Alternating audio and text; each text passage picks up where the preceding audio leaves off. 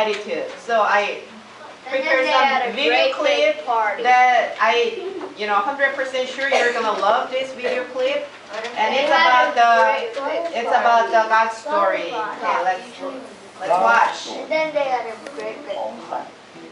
So part of God's story is about two men named Paul and Silas, and it begins like this. Paul and Silas were friends who decided they wanted to serve God.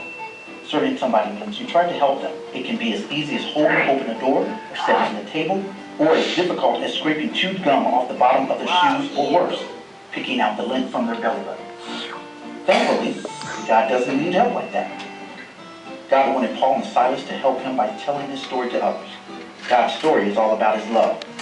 God is the main character, and he loves everyone and wants everyone in the whole world to know him. You think you can tell people God's story? One day, Paul and Silas were in a city called Philippi.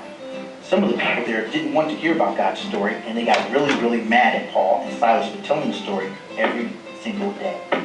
In fact, they got so mad, they beat up Paul and Silas right in the middle of the street. Then they threw Paul and Silas in jail. Now remember, Paul and Silas were just trying to tell them about God, and now they found themselves behind bars in prison. Once they were in jail, you might think Paul and Silas got scared to keep serving God. But they didn't. In fact, they wanted to worship God.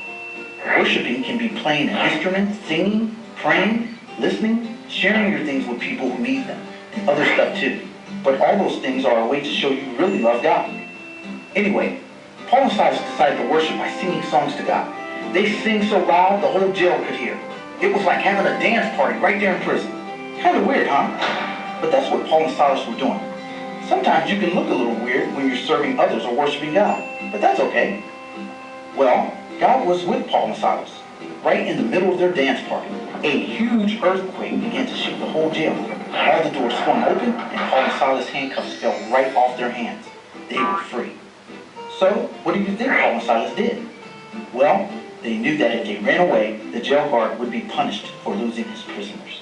Paul and Silas didn't want that to happen, so they decided to stay in jail, even though the doors were open. When the earthquake was over, the guard thought he was in big trouble. He felt more sad than he had ever felt in his whole life. But suddenly Paul yelled out, "We're all still here. Nobody's run away." The guard was so surprised and happy that he invited Paul and Silas over for dinner and to spend the night. It might seem strange that the guard was going to get in big trouble if the prisoners were gone, and then he took two of them home with him. But that's what he did. Well, the guard's family was so happy he didn't get into trouble that they listened to Paul and Silas tell God's story. Because the story is such good news, the family realized God loves them. They decided they wanted to be a part of God's story too. Paul and Silas were allowed to go home the next morning. They knew now that serving God would be hard sometimes. But they decided that even if people were going to get mad at them, ask them to help them with things they didn't want to do, beat them up, send them to jail again, or worse, they would still keep on serving God by telling his story.